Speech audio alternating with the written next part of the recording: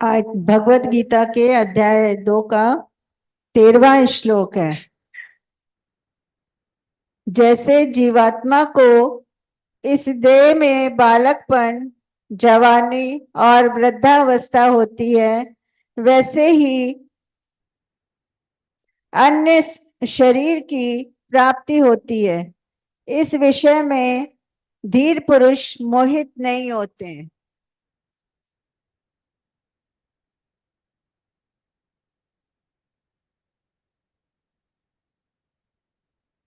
Fourteen.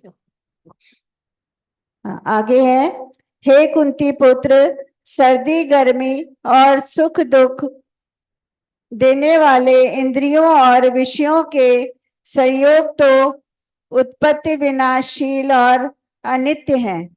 इसलिए हे भारत, उनको तू सहन कर।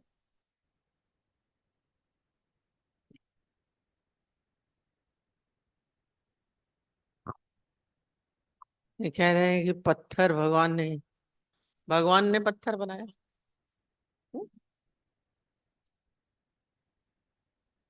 एक से अनेक,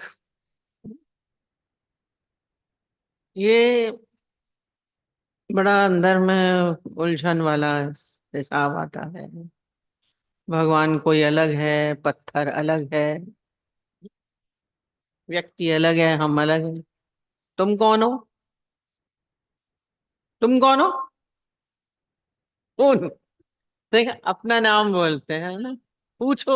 अभी तक इतने दिन से एक ही ज्ञान चलता है, पर भीतर इसकी स्थिति नहीं है। जब इसमें माने क्या है, परमात्मा अलग है, मैं अलग हूं। उस दिन भी हमने बोला, दादाजी बोलते थे, है ही भगवान, नथिंग बट गॉड।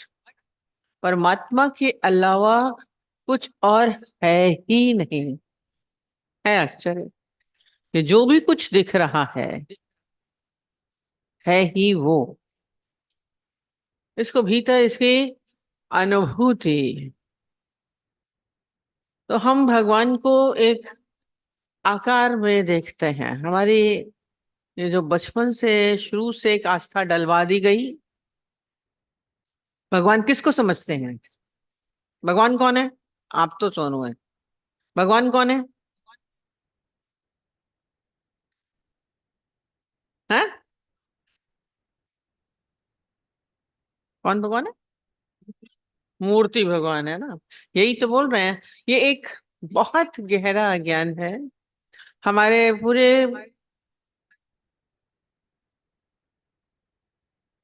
एक अंदर में एक बचपन से आस्था डाल दी गई कि मूर्ति भगवान है ना। कृष्ण की मूर्ति है, राम की मूर्ति है, शिव की है, विष्णु की है, दुर्गा की है, हनुमान जी, बहुत मूर्तियां हैं। आज मूर्ति भगवान है। अब मुस्लिम तो भगवान की कोई मूर्ति नहीं रखते, तो उनके लिए भगवान नहीं है। उनके लिए भगवान नहीं है। ये आस्था डाल दी गई बचपन से। जहां मंदिर देखेंगे, कोई मूर्ति देखेंगे, प्रणाम हो जाता है। बहुत गहराई में ये पड़ी हुई है। ये नहीं बोलेंगे कि गलत है, क्योंकि जो भी कुछ है, मनुष्य का जो मन है, उसको एक आधार की जरूरत होती। अब वो जो अगर बोलेंगे है ही भगवान, तो यूं करके ढूंढेगा। आकार को हम लोगों का, आकार से क्या होता है, बहुत सहजता हो जाती, सरलता होती है। इसी आधार को आप पकड़ेंगे। जैसे लकड़ी के आधार लेकर के हम चलते हैं, तो हम पहाड़ पे इजीली चल जाते हैं। तो सरलता के लिए हमें पहले आवश्यकता होती है। एक मूर्ति बचपन से बना दिया गया कि भगवान है। हम्म? क्योंकि मन एकदम से मानेगा नहीं कि भगवान है ही भगवान, मैं भगवान हूं, नहीं। दुश्मन भगवान सवाल ही नहीं उठता है। अभी बोल रहा है पत्थर कैसे भगवान है। उस दिन भी मैंने बोला, भगवान को एक हम अस्तित्व के रूप को नहीं समझ पाते, एक आकार में ही ढूंढने का प्रयत्न करते रहता है मन। ये जो आकार में ढूंढ रहा है यही अज्ञान है। खाली ये एक जैसे सीढ़ी की तरह है। हमने जो मूर्तियां बनाई साकार की, हमने अक्सर ही बताया है कि प्राइमरी क्लास में ए फॉर एप्पल बनाते हैं, ए के साथ एप्पल की मूर्ति, एप्पल का चित्र बनाया, ऐसे भी रख देते हैं बने हुए भी। तब बच्चे को पता चलता है ए फॉर एप्पल है, बी फॉर बॉल है, सी फॉर डॉग है। ये सब एक आधार, केवल ये प्राइमरी चीज है। मूर्ति पूजा जो है प्राइमरी चीज है, आरंभिक चीज है, इसको हम भगवान बोलेंगे। जैसे और फिर जब बड़े हो जाते हैं, अब ए के साथ एप्पल जोड़ने की जरूरत नहीं पड़ती, क से कबूतर को बनाने की चित्र की जरूरत नहीं है, ख से खरगोश की जरूरत नहीं होती है, अ से अनार की जरूरत नहीं होती है। आपका रनिंग में यूं चलता है, उस चित्र की जरूरत ही नहीं पड़ती है ना। ए की जरूरत पर के साथ एप्पल की जरूरत पड़ेगी? बचपन में जब तक नहीं हम पक्का याद हुआ तो एप्पल रखते ही ए याद आ गया, कैट का चित्र रखते ही सी आ गया, डी के साथ डॉल आ गई, अ के साथ अनार आ गया। ये आरंभिक। अभी आप प्राइमरी में ही हैं। ये ज्ञान की पहली अवस्था। ये हमारे जितने ज्ञानी जन थे, इन्होंने जो मूर्तियां बनाई, हिंदुइज्म में ही मूर्ति है सबसे ज्यादा मूर्तियां, कि कहीं ना कहीं आपको समझ में आए कि भगवान है। एप्पल से एक ही समझ आती है, आत्मा की समझ आती है इन मूर्तियों से। पर वो क्या ए है? एप्पल ए है क्या? बॉल बी है क्या? नहीं, वो तो अलग चीज। कभी इसके ऊपर गौर नहीं किया आपने? वो तो नहीं है।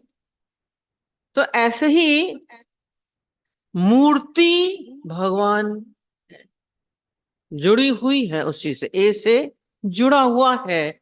पर फिर भी अगर देखा जाए तो हम तात्विक दृष्टि से देखते हैं वो एक शक्ति है, एक पावर है। कल उस दिन बोला अस्तित्व है। पत्थर में भगवान नहीं है बोल रहे हैं, पत्थर में। हमने उस दिन भी वाला दृष्टांत बताया, एक फिलोसोफर के साथ वैज्ञानिक जा रहा था, वो भी ऐसे ही बोलता है कि तुम बोलते हो कि सब में भगवान है, कैसे भगवान है? पत्थर में भगवान है? पत्थर में तो भगवान नहीं है। एक टुकड़ा पत्थर का इतना बड़ा पड़ा हुआ था, बोला इसमें कहाँ भगवान है? फिलोसोफर विज्ञानी भी बहुत कम मजेदार नहीं होते हैं। उसने क्या किया, उठाया पत्थर और उसके पैर पे जोर से मार दिया। अब जब पत्थर लगा तो मिल मिल रहा उठा, दर्द हुआ। अरे ये क्या कर रहे हो? हमने मारने के लिए थोड़ा बोला था, हमने समझाने के लिए बोला। कहते समझा ही तो रहा हूँ। बोला ये पत्थर को कैसे मारा? पत्थर क्यों मारा? बोला पत्थर मारा, दर्द हुआ तुम्हें ना, पीड़ा हुई ना। माने पत्थर में भी शक्ति है, आपको दर्द दे सकती, पीड़ा दे सकती है। ठोकर लग जाती है पत्थर से तो दर्द होता है, और फायदा भी होता है। पत्थर के ऊपर चढ़ के सीढ़ी बना के चढ़ जाते हैं, तो लाभ भी है हानि भी है, शक्ति है उसमें ना। जिसमें आपका शक्ति है, पावर, इसीलिए भगवान को शक्ति कह सकते हैं। है ये गुझारत है, ये रहस्य, इसमें उलझता रहता है मनुष्य, पर फिर भी एग्जिस्टेंस है तो है, कोई तो है, कोई तो है। अब पूछेंगे कहाँ है, कैसे है? उसको जैसे करंट को नहीं देख सकते हैं, पर छुएंगे तो करंट लगता है, झटका लगता है कस के। और उसी करंट से तब बड़े बड़ी मशीनें चल जाती हैं, फैक्ट्री चल जाता है, गाड़ी आजकल तो करंट से बना दे रहे, गीजर चल जाएगा, एसी चल जाएगा, आपका सब चल जाता है। अच्छा भी है बुरा भी है, ये बात चलती है। तो वो अगर कहा जाए तो परमात्मा क्या है? एक पावर, एक शक्ति है, बस है जोड़ सकते हैं। मूर्ति में भी यदि है तो है, पत्थर ही है पर है। हम केवल एक सीमित नहीं कर पाएंगे कि कृष्ण की उस मूर्ति में ही भगवान है। आस्था आपकी वो है, हम आस्था तोड़ेंगे नहीं। पर इसको क्या करेंगे, जब बड़े होंगे तो इसको हमें विस्तार देना है। जब हमारी बुद्धि विस्तृत होगी ज्ञान के हिसाब से, अब वो कृष्ण खाली मूर्ति में नहीं है, वो सर्वत्र होगा। वो राम केवल अब क्या है, रम जाएगा। आरंभिक जरूरी है। आप ये हम बोलते हैं कि आप हाथ जोड़ रहे हैं, पैर छू रहे हैं, फूल चढ़ा रहे हैं, ये आरंभिक अवस्था है प्राइमरी की। अभी तक हम करते आए, जाता नहीं है जल्दी। बड़ी आदत पुरानी न बातों से बदलती। पर मूर्खता लगेगी कि जब आप एक के साथ एप्पल लेके चलेंगे। आप यदि बड़े क्लास में चले जाएंगे तो एक के साथ एप्पल लगाते चले जाएंगे, नहीं। वो आपका रंग रनिंग जैसा आ रहा है ना, काम में आ ही रहा है। ऐसे ही परमात्मा आपको, ज्ञानी को हर जगह ऐसे ही प्रतीत होगा। तो पत्थर भी शक्ति के कारण भगवान है। बोल रहे हैं भगवान कैसे है, तो शॉर्ट में बताते जाएंगे तो बहुत लंबा हो सकता है। 13वां है, जैसे जीवात्मा की इस देह में बालकपन, जवानी और वृद्धावस्था होती है, वैसे ही अन्य शरीर की प्राप्ति होती है। इस विषय में धीर पुरुष मोहित नहीं होते। या इनके दुखी होने के कारण इतने सब चीजें हैं। अर्जुन इतना दुखी है अपने प्रियजनों के, आत्मीय जनों के मृत्यु से, वो दुखी है। उसी के लिए बता रहे हैं, कल भी हमने ये बताया था कि जीवात्मा की इस देह में बालकपन, जवानी, वृद्धावस्था होती है। इस शरीर में जैसे हम लोग बोल रहे हैं कि हम बच्चे थे, फिर हम जवान हुए, अब हम वृद्धावस्था है। तो ये अवस्थाएं हैं शरीर की। शरीर की अवस्था है। पर उस बचपन में भी मैं था, इस जवानी में भी मैं हूँ, उस वृद्धावस्था में भी मैं रहूंगा, होऊंगा ना। होते हैं कि नहीं होते हैं? आप थोड़ी ना कहीं चले जाते हैं इस देह में। तो ये देह में परिवर्तन हुआ। बालकपन किसका हुआ? देह का, आत्मा का नहीं हुआ। जो मैं बोलिए, जो सोझी बोलिए, आपको तो पता है ना, वो आप पहले भी थे। बचपन में भी आप वही थे, युवावस्था में भी वही है, वृद्धावस्था में भी आप वही होंगे। बदल तो नहीं जाते हैं। तो ये बोला इसे, देह में, इस देह का नाश होता, मेरा न होता नाश। ऐसे ही क्या हुआ, जैसे ये अवस्था है, बाल्य अवस्था, युवा अवस्था, वृद्धावस्था, वैसे ही परिवर्तन हो गया। क्या हुआ? शरीर का परिवर्तन हुआ। वैसे ही मृत्यु का ये, ऐसे ही अन्य शरीर की प्राप्ति हो जाती। मृत्यु नहीं हुई, शरीर हमारा ये बदला, वो भी शरीर परिवर्तनशील। Change of dress, change of address, खाली कितनी बार ये गुरु जी बताते थे, बदल गया। हम बोलते हैं ना कितनी बार, चल बसा, यहां से चला, वहां बस गया। जो बस गया तो क्या मर गया? चल बसा। इस शरीर से उस शरीर में आ गया, इस घर से उस घर में आ गया। तो यही उसकी अवस्था को बोल रहे हैं। वैसे ही अन्य शरीर की प्राप्ति होती है। ये चक्र चलता रहता है। सूक्ष्म हमारी जो वासना अनुसार मनुष्य फिर जन्म ले लेते, ये चलता रहेगा सिस्टम। पर इसमें कितना अच्छा बोला कि इस विषय में धीर पुरुष मोहित नहीं। परिवर्तन है। हम लोग के बहुत सारे दृष्टांत चलते थे ऐसे, पढ़ते रहते थे। कहते हैं कि रविदास जो थे, भक्त रविदास से भक्त फेमस हुए। वो भक्ति, हम कहते हैं एक दिन की भक्ति नहीं होती है। जन्मों जन्मों के जब पुण्य खिलते हैं, होते हैं, तब हमारे जी अंदर भक्ति उपजती है। संसार में देखिए कितने भरे पड़े हैं, किसके अंदर भक्ति है? भक्ति नहीं होती है, बहुत मुश्किल होती है। तो भक्त बने उससे पहले क्या थे वो? एक गुरु के शिष्य थे। रामदास गुरु थे, उनके शिष्य थे। और शिष्य भी क्या, और वो उनका सेवा करते थे। बस। तो एक बार उन्होंने गलत काम कर दिया, रसोइये का काम करते थे, एक बार गलत काम कर दिया, तो उनको बहुत डांटा, गुरु को बहुत डांटा। और डांट के बोलते हैं, तुम तो बिल्कुल चमार हो। अब बोलने के लिए गुरु क्या बोलता है, कभी गुरु से कोशिश करिएगा, संभालिएगा, अशब्द न निकलवाइएगा, कि आपके लिए आप ऐसा व्यवहार मत करिएगा कि गुरु को ऐसे शब्दों का प्रयोग करना पड़े, इसलिए संभालिएगा। उसने ऐसा कुछ कार्य किया कि उन्होंने बोला तू तो चमार है। अब वो तो एक सहजता से गुरु ने बोला, पर कहते हैं इसी कारण क्या हुआ, वो जो मरे तो दूसरा जन्म चमार के घर में हुआ। रविदास चमार बोले जाते हैं। तो कहते हैं कि वो फीड ही नहीं कर रहे थे, माँ का दूध ले ही नहीं रहे थे। माँ बड़ी परेशान, बहुत दुखी, बहुत हैरान, ये दूध नहीं, बच्चा नहीं तो मर जाएगा, कैसे चलेगा। कुछ ग्रहण ही नहीं कर रहा था, पानी भी नहीं अंदर जा रहा था। बोले ये तो बच्चा खराब मर जाएगा, कैसे होगा। देखिए गुरु को अंदाज था कि इसने फिर यह चमार के घर में जन्म लिया।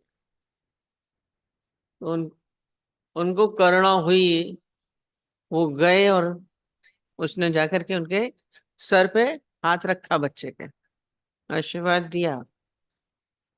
तो देखा क्या हुआ, उसने दूध पीना शुरू किया। क्या था, उस बच्चे को याद था, क्योंकि भक्ति में याददाश्त बनी रहती है, और वो बिना गुरु के दर्शन के कोई भी चीज ग्रहण नहीं करना चाहता। जब गुरु उनके समक्ष आए, उनके दर्शन हुए, उनका आशीर्वाद मिला, तो उसने ग्रहण किया। तो ये क्या था, वही चक्र चलता है, एक शरीर से छोड़ करके दूसरा शरीर धारण किया। ये कथाएं इसी चीज की सब आती हैं हमारे भीतर। ये बात चलनी चाहिए कि कोई भी चीज हमारी अधूरी नहीं हो। इसीलिए बोला, अभी बोलने जो रहे थे ना कि मौत खरीद करो, हमने इसलिए पूछा किसकी मौत। हर एक के अंदर में मौत समझ में आती है, शरीर की मौत, शरीर की मौत नहीं। हमारा जो जन्म होता है वो कैसे होता है, वासना अनुसार। अभी दूसरे वाले में यही चीज आई है, वासना अनुसार जन्म होता है, दूसरे उसमें लेता है, इंद्रियों के बोला सुख के कारण दूसरे में लेता है। तो ये चक्र चलता रहता है। तो वो आप मरे नहीं, वो मौत नहीं हुई। हम सोचेंगे कि हम शरीर मरना मरना नहीं होता है, जो बोला है गुरु से मौत लीजिए, मौत खरीद करो, bye death from your Guru, bye poverty from your गुरु। दादाजी के पॉइंट्स हैं, गरीबी खरीद करो, डेथ खरीद करो। कैसे खरीद करे, तो शरणागत होके। मरना क्या है, डेथ क्या है, शरीर तो जाने वाला नाशवान है, ये बोला, ये तो नाश हो ही रहा है, पर उसका क्षय नहीं होता आत्मा का। पर ये बार बार जो जन्म होना है, डेथ कौन सी होती है, जब आपकी सारी वासनाओं का अंत हो जाए, वो है मृत्यु, वो है मोक्ष। अभी जो दूसरा वाला लाइन है ना इसमें, यह कुंती पुत्र सर्दी गर्मी और सुख दुख को देने वाले इंद्रिय और विषयों के संयोग तो उत्पत्ति विनाशशील और अनित्य है, इसलिए हे भारत तू इनको सहन कर। ये सब आपके अंदर इंद्रियों की वजह से विषय उत्पन्न होते हैं, उसमें आप जन्म लेते रहे। इसमें क्या बोला है, पर धीर पुरुष मोहित नहीं होता है इन विषयों। धीर पुरुष की बड़ी अच्छी क्वालिटीज बताई।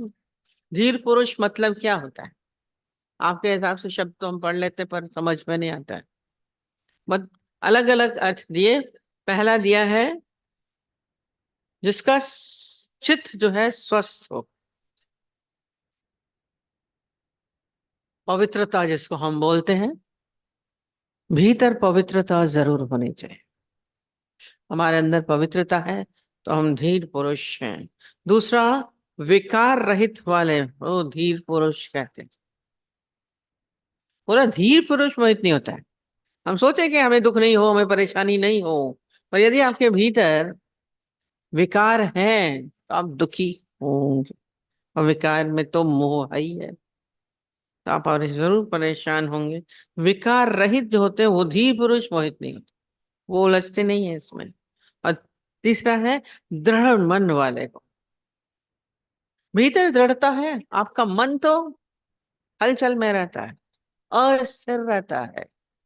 हम बोलते हैं अपने आप को क्या कि कंपन रहित बनाइए।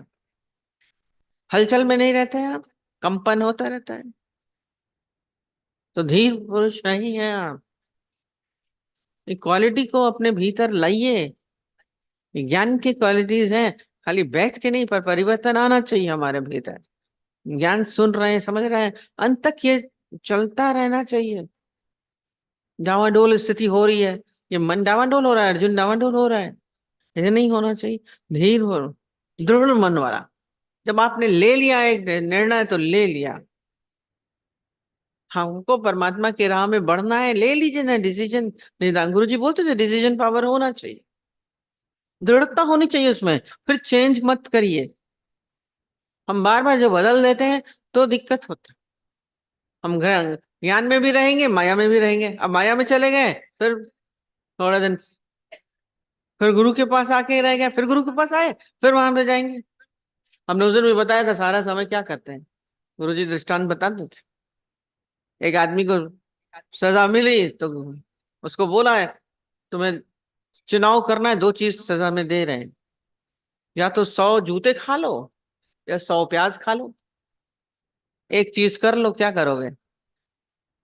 अब वो डामाडोल स्थिति भी है, क्या करें क्या करें। तो उसने बोला जूते में तो दर्द होगा, प्याज खा लेता हूँ, कि खाने में क्या जाता है। बोला प्याज दे दीजिए। प्याज खाया, एक दो खाया था उसके ठीक रहा, उसके बाद जब खाया, उसके ज्यादा तो प्याज खा नहीं सकता, अंदर में उलझन होने लगी। बोला छोड़ो छोड़ो छोड़ो, प्याज छोड़ दीजिए, नहीं खा पा रहा हूँ, नहीं खा पा रहा हूँ, आप जूते लगा दीजिए, जूते लगा दीजिए। अभी 10 प्याज खा चुका था, ऊपर से फिर जूते खाए। लोगों ने जूते मारने शुरू किए। अब 10-15 जूते खाए तो फिर पीठ दर्द जलने लगी, लाल होने लगी। बोले नहीं नहीं नहीं जूते नहीं दो, जूते नहीं खाओ, बड़ा दर्द। प्याज खिला दो, प्याज खिला दो। फिर उसको प्याज खिलाए गए, फिर प्याज खा रहा है, फिर उसके आंख से पानी निकला, नाक से पानी निकल रहा है। फिर बोलता अरे नहीं, अब फिर जूते मार दो, फिर जूते मारे गए। ऐसे करते करते क्या हुआ, उसने 100 जूते भी खा लिए, 100 प्याज भी खा लिए। ये है डामाडोल व्यक्ति की स्थिति। पूछ रहे थे कोई हमसे कि क्या मतलब, आप आधे से ज्यादा समय संसार में भी हो जाएंगे, फिर कहेंगे नहीं नहीं चलो, सत्संग होना चाहिए, भक्ति होनी चाहिए, भगवान की चीज होनी चाहिए। आप आ गए, फिर यहाँ रहते रहते फिर सोचेंगे अरे माया तो अच्छी है, इतनी इतना तो मजा है, इतना तो सुख है, चलो माया में भी चले जाते हैं। घूमना फिरना, धन पदार्थ, स्त्री पुरुष सब बहुत अच्छे लग रहे हैं, बैल बच्चे, माया बहुत अच्छी है। फिर वहां जाते हैं, फिर वहां दिक्कत दुख धोखा खाते हैं, परेशानी होती है, नुकसान होता है, कुछ होता है। अरे माया छोड़ो, भगवान के चरण में पड़े रहो, भगवान के जाओ, गुरु के चरण में आ जाओ। फिर वहां से दौड़ के फिर यहाँ आएंगे।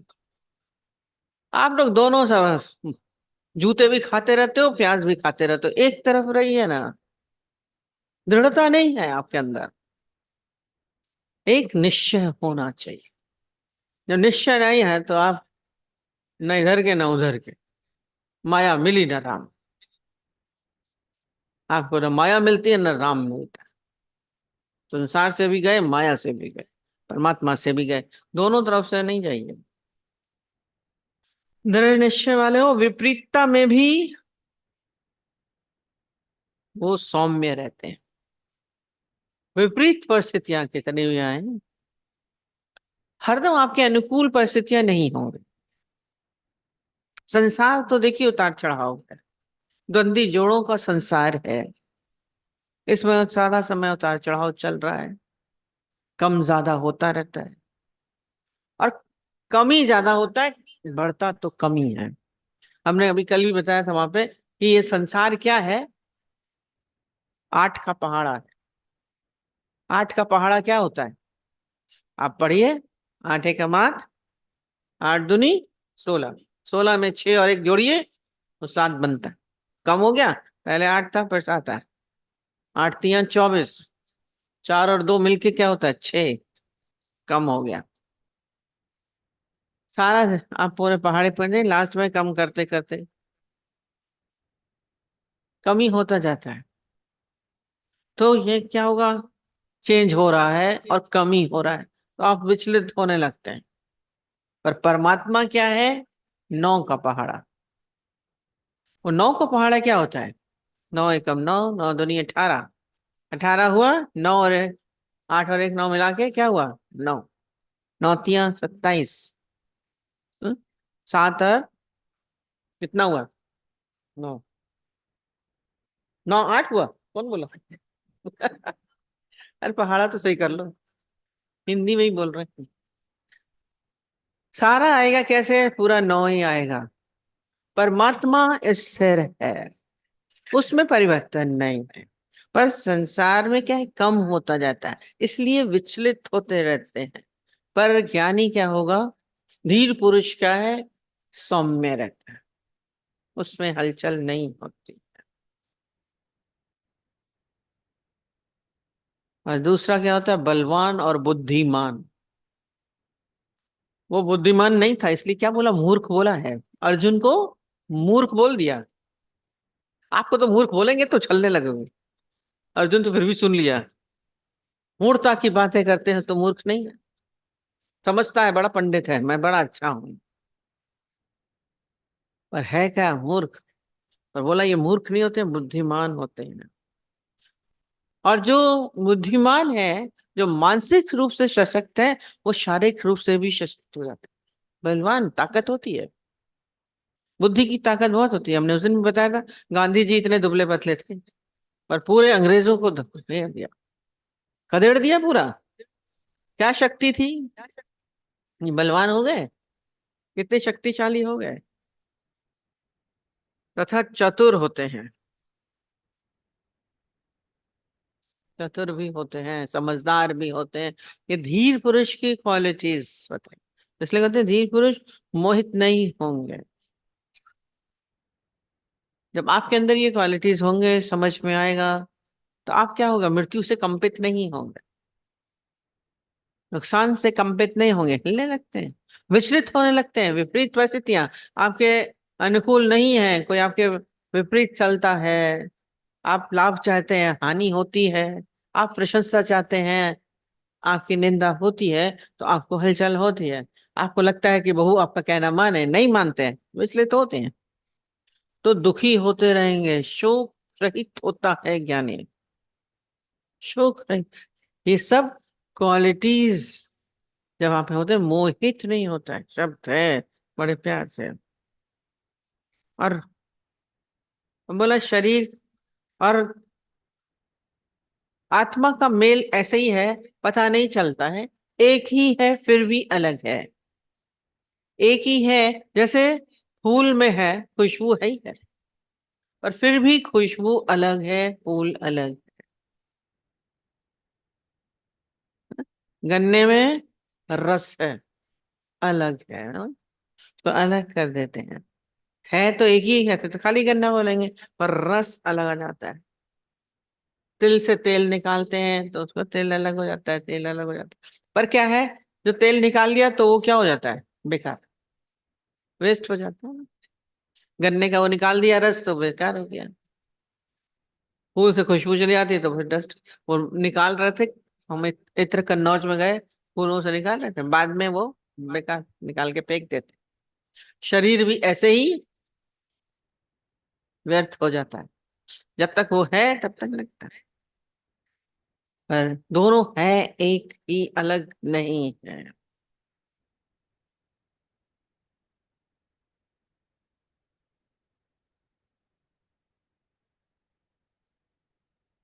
पर आत्मा क्या है? स्थिर है। और शरीरों में क्या है? अस्थिर, चेंज हो रहा है, अस्थिर है, चल रहे हैं हलचल।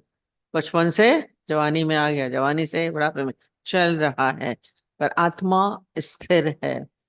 जो भीतर आप हैं वो तो आप पहले भी थे, अभी भी हैं, बाद में भी रहेंगे। ये स्थिति है। इसमें जो बोला जैसे जीवात्मा की, हे कुंती पुत्र, सर्दी गर्मी और सुख दुख को देने वाले इंद्रियों और विषयों के संयोग तो उत्पत्ति विनाशील और अनित्य है। ये बोला जैसे आपके अंदर ये इंद्रियों से सुख मिलता है, इंद्रियों से ही दुख मिलता है। इंद्रियों से सर्दी लगती है, इंद्रियों से गर्मी मिलती है, इंद्रियों के कारण ही सुख मिलता है, इंद्रियों के कारण ही दुख मिलता है। इंद्रियों के कारण होते हैं। कान ने सुना, तेरी निंदा करी, आपको गुस्सा लगे, ऐसे भले छुआ नहीं, बस सुन लिया किसी ने आपकी निंदा करी, आपको दुख हो जाएगा। किसी ने प्रशंसा करी, दूर से ही प्रशंसा करी होगी, हाँ मेरे लिए ऐसा बोलते हैं, खुश हो जाएंगे। नहीं, इस इंद्रियों के संयोग। छूने से बहुत स्पर्श अच्छा छुआ तो बहुत अच्छा लगा, ठंडा लगा बहुत अच्छा लगा, गर्म छुआ तो छाला बन गया। तो ये जितने भी चीजें हैं, ये सब क्या है, इंद्रियों के और इंद्रियों के विषय। हर एक इंद्री का अपना अपना विषय है। शब्द स्पर्श रूप रस गंध है ना, तो ये सब विषय हैं इनके, इंद्रियों के। इनके संयोग से उत्पत्ति विनाशील और अनित्य है। ये तो क्या है, इन सब में ये सब चलता रहेगा, पर मैं इससे अलग हूं। इससे हे भारत, तू इसे सहन कर। ये सब चलता रहेगा।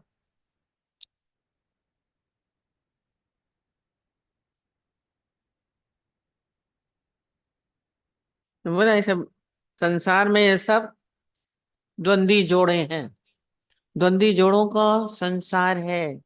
इन द्वंद्वी जोड़ों को ज्ञानी सहज स्वीकारता है। जन्म को स्वीकारते हैं, मृत्यु को नहीं स्वीकारता आदमी। पर ज्ञानी जन्म को भी स्वीकारेगा, मृत्यु को भी स्वीकारेगा, सुख को भी स्वीकारता है, दुख को भी स्वीकारता है। दोनों अरस परस है, पर हम किसको स्वीकारते? आपके विपरीत चलेगा, आप नहीं स्वीकारेंगे। लाभ को स्वीकारेंगे, हानि को नहीं स्वीकारेंगे। मीठे को स्वीकारेंगे, कड़वे को नहीं स्वीकारेंगे। करेला बोलो खा लो तो नहीं खाएंगे, पर रसगुल्ला दे दो तो खा लेंगे। ये मन का स्वभाव है। पर ज्ञानी दोनों में सम रहता। विषयों के साथ हमारे है, ये सब स्वभाव है उसके विषयों के, पर आत्मा इससे पृथक है। हम बोलते हैं आत्मा ने, मेरी आत्मा तृप्त हुई खा के ना, आत्मा तृप्त। आत्मा तो वैसे ही तृप्त है। भोजन खाया बहुत बढ़िया हुआ, बड़े तृप्त हुए आपके। अरे आत्मा को क्या तृप्ति, बोला ये अलग है। ये इंद्रिय ने लिया, सुख हुआ, वो तृप्त हुआ, वो अलग चीज है। पर आत्मा तो सदैव तृप्त थी है और रहेगी, उसको आप क्या तृप्त करोगे? आत्मा को शांति दे, जब मरते हैं ना तो बोलते हैं, दिवंगत आत्मा को शांति के लिए। अरे क्या, वो तो ऑलरेडी शांत है, उसको क्या शांत करोगे? हम लोगों ने उसके साथ जोड़ दिया, पर वो क्या है, उससे अलग है, पृथक है।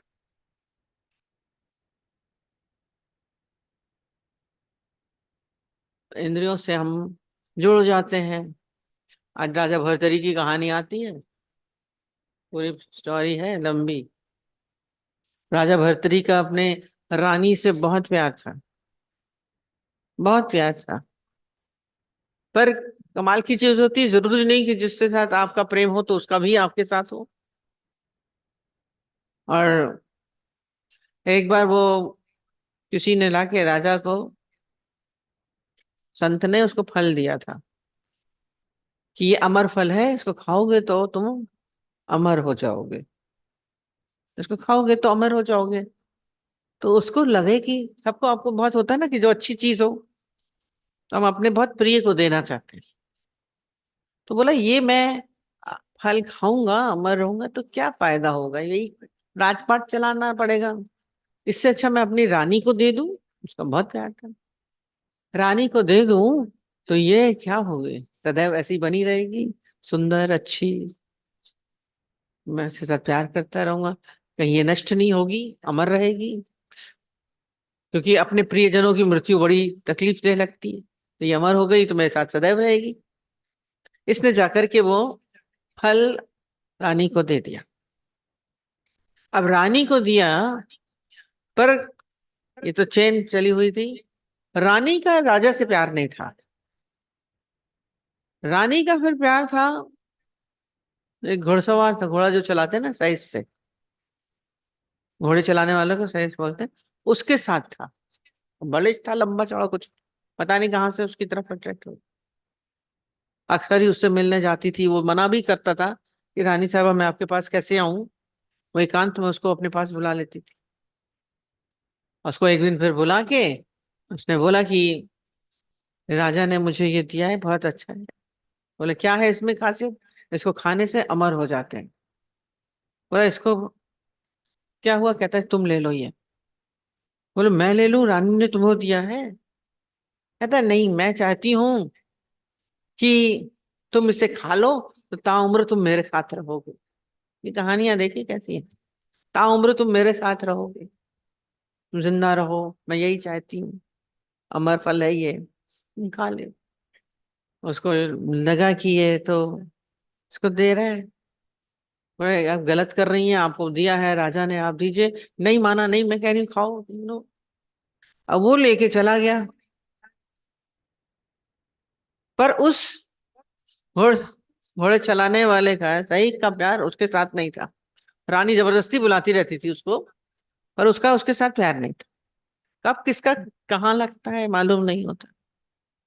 और उस घोड़े चलाने वाले का प्यार एक नर्तकी के साथ था।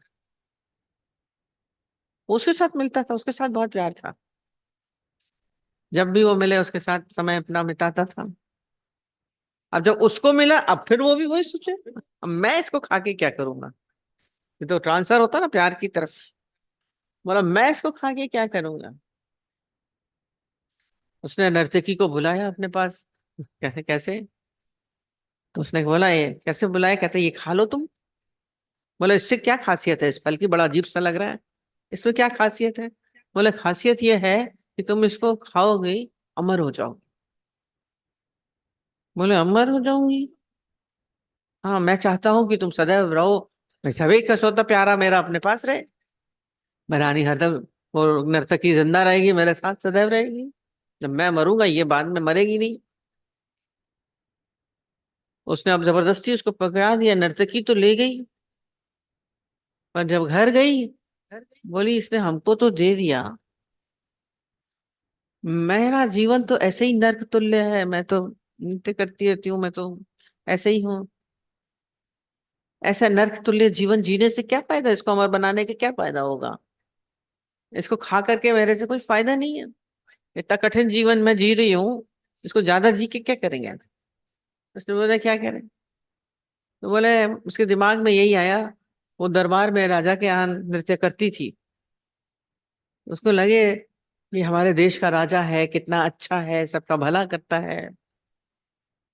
कहता है इससे अच्छा तो मैं ये इस राजा को दे दूं, कितना उम्र राज्य करता रहेगा, कितना अच्छा है, कितना बढ़िया चलता रहेगा।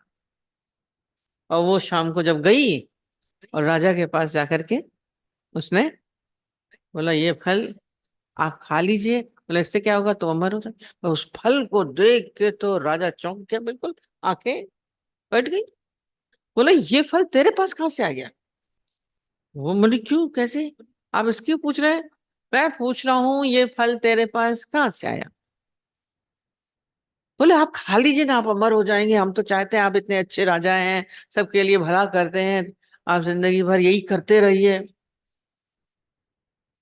मैं बोला तुम्हें कहाँ मिला, ये तो अमर फल है, तुम्हें कहाँ मिला?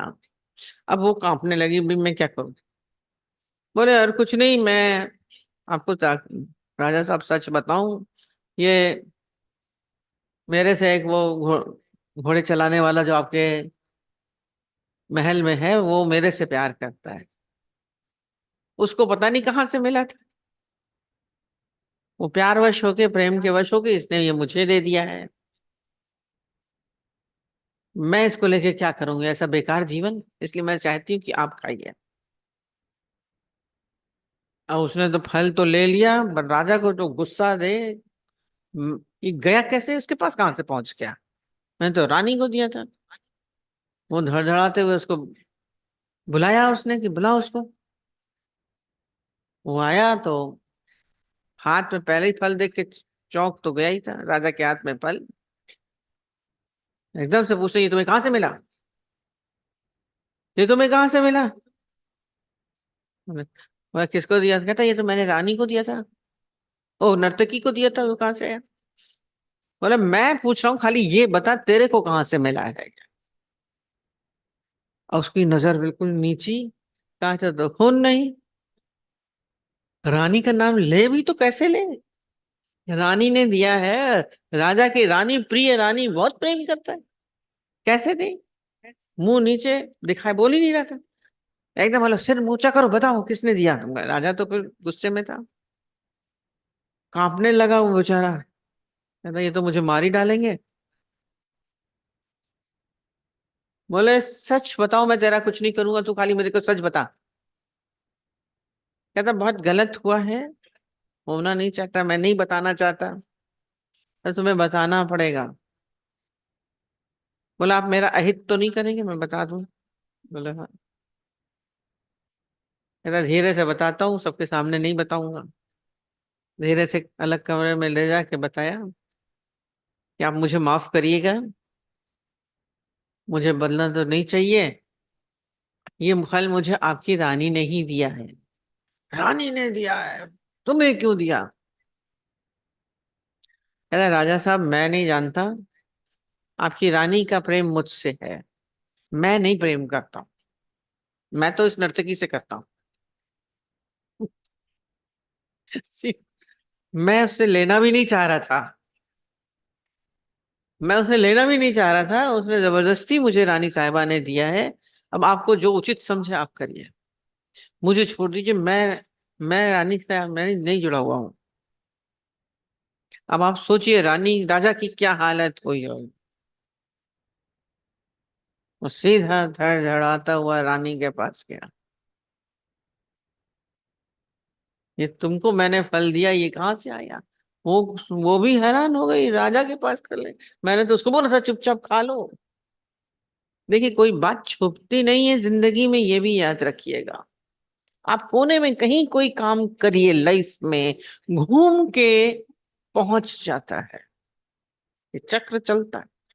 आप सोचिए, आप गलत कर रहे हैं, झूठ कर रहे हैं, अच्छा चाहे बुरा, सब कर्म लौट के आपके पास आएगा। इसलिए बहुत सावधानी होनी चाहिए कर्म। झूठ सच नहीं करिए। ज्ञान में आए हैं, सच्चाई से जीवन जीजिए। हमें लगता है कि हमें नहीं पता चलेगा, आपके सारे शब्द हम बोलते हैं, शब्द भी ट्रेवल करते हैं, आपका व्यवहार भी ट्रेवल करता है, आपके मुंह पे आएगा। और जब उनके पास जब वो पहुंचा, तो आंखें तो नीची थी। बोले पर हम क्या करें? बोले तू इतनी अच्छी रानी है हमारी, मैं तेरे को इतना प्यार करता हूँ, मैंने तेरे को कोई कमी नहीं दी, सबसे पटरानी बना के रखा हुआ है, उसके बावजूद तुमने उसको दिया। कहते दिल का क्या फर्क? दिल जिस पे आ जाए। आपका दिल मेरे पे है, मेरा दिल उसके ऊपर आया। बड़ी मुश्किल है। क्या हुआ? चक्र चला भर तरे। कहते हैं जो फल उन्हें साधु ने दिया था, वो डंडा रख के गए थे, वैराग्य का डंडा था। उनको वैराग्य आ गया। गोरखनाथ गुरु थे, वो पहले तो जाने को तैयार ही नहीं था। वो बोले से चलो तुम, ज्ञान से लेके जा रहे थे। तो जल्दी वैराग्य नहीं आता है मनुष्य को। वो तो बड़ा राज्य, बड़ा अच्छा, रानी बहुत अच्छी, सब बहुत अच्छा लगता है। वो गुस्से में इसीलिए देख झंडा भी रख के गए थे, तो एक दिन तू मेरे पास आएगा। कहता वो झंडा लेके सीधे जंगल चले गए। ये बोल रहे हैं तो ऐसे भाई, पर ये क्या है? इंद्रिय सुख, विषय सुखों से जुड़ता नहीं, चंचल स्वभाव है, इंद्रियों की ओर उसके विषय आत्मा से पृथक है। हमें जो इंद्रियों से सुख मिल रहा है, हम बोलते हैं आत्मा ले रही है, ये आत्मा नहीं लेती है।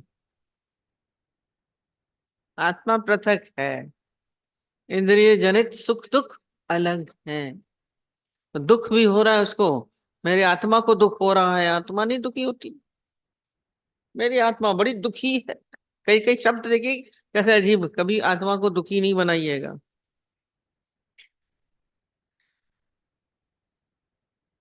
इसलिए सुख और दुख ये क्या है? ये सब शरीरों से है। ये इंद्रिय क्या है? शरीर से है। 5 ज्ञानेंद्रियां, 5 कर्मेंद्रियां, इसी से ही हमको सुख दुख में हम चलते रहते हैं। पर आत्मा तो सदैव एक रस है, जिसको आनंद की अवस्था बोलते हैं। ये सुख दुख तो एक साथ आगे पीछे द्वंद्वी जोड़े हैं, चल रहे हैं। आज यदि आप सोचें कि हमारे जीवन में बहुत दुख है, तो आप समझिए पीछे धकेलता हुआ सुख आ रहा है, दौड़ता हुआ। और आज आपके पास सुख है, आप बहुत सुखी है, सब कुछ है, न जाने कब पासा पलटे कोई दुख हो जाए। ये सब सिक्के के दो पहलू हैं। सुख और दुख संसार का चलता रहता है, कभी सुख है कभी दुख है, इसी का नाम माया है। पर आनंद की अवस्था इससे अलग है। आत्मा आनंद मैनू कोई भी कलेश नहीं। उस आनंद की अवस्था में कोई दुख नहीं है। आपको कुछ तकलीफ नहीं हो सकती, कोई क्लेश नहीं होगा। तो बोला बिना अनित्य है और इसलिए है भारत, इसको तू सहन कर। ये सब जो बोल रहा है, इंद्रियों के विषयों के संयोग से सुख दुख होते हैं, पर तू इससे अलग है।